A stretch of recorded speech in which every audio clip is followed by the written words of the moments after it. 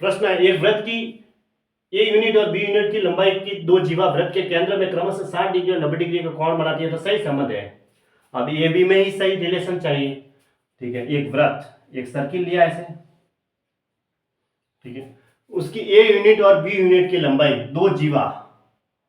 वृत्त के केंद्र से क्रमशः, ये सर्किल का केंद्र है, सेंटर पॉइंट, इससे ए यूनिट की एक जीवा है और एक बी यूनिट की जीवा है ना, लंबाई दो जीवा वृत्त के केंद्र में क्रमशः, वृत्त के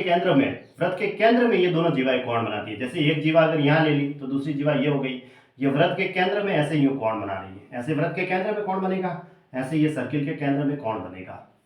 ऐसे केंद्र पॉइंट यहाँ है ओ। अब इसकी जो लंबाई, इसकी ए यूनिट ले लो, इसकी बी यूनिट ले लो, लंबाई दो जीवा वृत्त के केंद्र में क्रमशः कहा है, क्रमशः में है नहीं कि पहले ए लिया तो क्रमशः कहा, तो फिर इसके लिए 60 डिग्री का कोण और ये बाद वाला है वो 90 डिग्री का कोण बनाती है केंद्र में।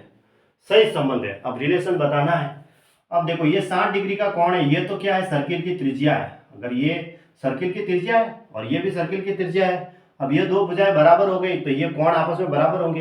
यानी कि ये 60 डिग्री का दे रखा है तो 180 में से 60 किया तो 120, तो इसका मतलब ये भी 60 डिग्री के हुए,